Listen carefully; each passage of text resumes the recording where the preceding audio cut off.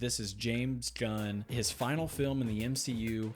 He's had his hand, he's had his control over this trilogy, and it's kind of been his baby. This is him going out with a bang. He's making a statement saying, this is my movie. I'm gonna make it the way I want to. And I think fans are actually responding really positively to that. It seems like Guardians 3 is actually gonna be very successful. It already seems to be a big hit. What are your thoughts on, James Gunn kind of sitting in the driver's seat and making these kind of very stylized choices? I think it's awesome. I don't know. I liked the edginess of this film. That's not a word. But like the edge that he brought, I thought was really, really cool. And I think that knowing that this was his last hurrah, his last movie with the MCU, it just makes it feel even more epic. These movies are radically different from just about everything else in the MCU, and especially in Phase 4.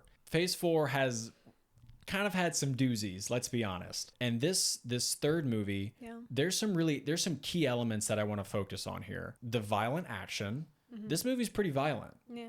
Like visually violent. Visually, from a action fan standpoint, it's epic, it's awesome. Like the hallway scene of the highlight and the montage of them just taking out all of these enemies is super cool, but it's also pretty brutal. There's also some unsettling animation choices with some of the animal characters, and it's a little bit creepy. If you're an animal lover, you might not enjoy this movie from a visual standpoint. You won't enjoy those parts for sure. Yeah. But I think that that's the point. Yes, I would agree. I think that it's so visually displeasing and upsetting because they want you to feel like this is bad. If they didn't visually make you cry, or be upset. I don't know. It was. Let's not forget that the first F-bomb in the MCU was dropped in this movie by Chris Pratt himself. Now what? Open the door. These elements all coming together to make this movie really stand out.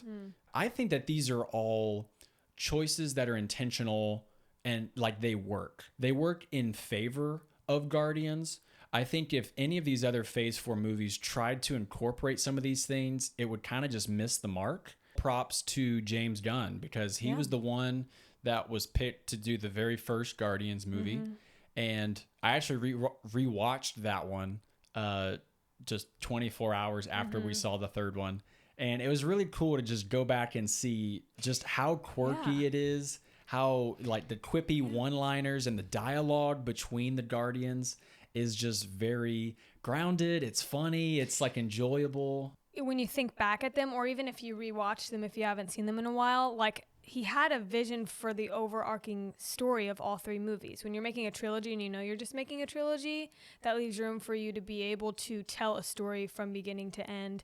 And I think that when you watch back, you see a lot of things that in this third film, this final one, that you probably missed in the first one, of seeing so many, I guess, Easter eggs or lines that you just didn't understand really, of why are you saying that?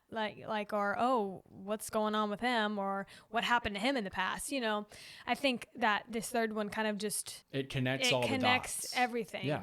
And it makes sense, all three. And I just like how there was, not really anything missing from it. It's just like these things didn't just come out of the blue. It was all planned. Yeah. And sometimes movies are trilogies are not like that. Most of them are not. And so I think it was just really nice. And sometimes other Marvel movies miss the mark too, and don't plan ahead.